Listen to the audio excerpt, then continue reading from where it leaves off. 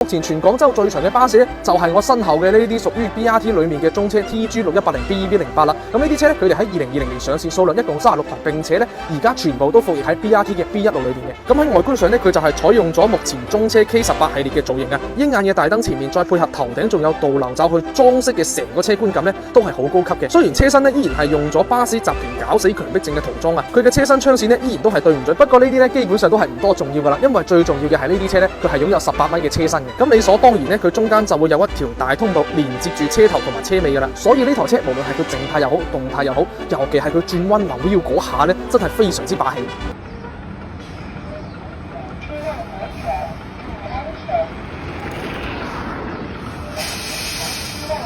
咁喺成個配置方面咧，呢啲車就肯定係拉滿噶啦。首先呢台車6個轆都係採用空氣懸掛嘅，並且佢嘅中後軸都係採用咗嚟自德國楚維夫嘅車橋，乘客區咧理所當然咁都係採用咗1級嘅踏步啊。並且咧佢係有配備到3個車門嘅，其中呢台車嘅每個車門咧為咗應付更加大客流嘅關係啊，所以佢比正常嘅巴士咧都係加寬咗20厘米左右去應對嘅。咁雖然呢啲車咧佢係用咗上海松之嘅出品嚟嘅，呢方面咧的確係比較欠缺。不過咧由個人親測下嚟，呢啲車夏天嘅製冷效果其實都係唔差嘅。另外喺整體安全配置上咧，呢啲車都係唔差嘅。首先佢前後車廂嘅左側咧都係有設計到逃生門嘅。另外根據新國標規定，就係全車嘅玻璃咧都係可以打開嘅，並且咧有配備到360度環視、24小時無盲區安全監控、車身雷達探測系統、疲勞駕駛檢測系統，仲有碰撞預警、車距監控、安全故障預警等等嘅安全系統啊。咁對比起以前廣州 BRT 第一代嘅煤氣18米巨無霸嚟講，雖然冇佢哋咁經典啊，但係咧已經算係一個全新嘅升級嚟啦。喺動力上咧，呢啲18米嘅巨無霸搭載嘅係寧德時代563.83度嘅磷酸鐵鋰電池，並且匹配上 XX400XX021 嘅雙繞組電機啊，壓定功率165千瓦，峰值功率咧就去到240千瓦嘅。咁呢套電機整體嚟講，佢除咗合適匹配純電動車輛上邊咧，仲係合適匹配到燃料電池嘅車輛上邊嘅，所以整體動力輸出咧其實都唔使擔心噶啦。咁最後就係關於呢啲車嘅所服役線路咧，係廣州 BRT 入邊嘅 B1 路啊。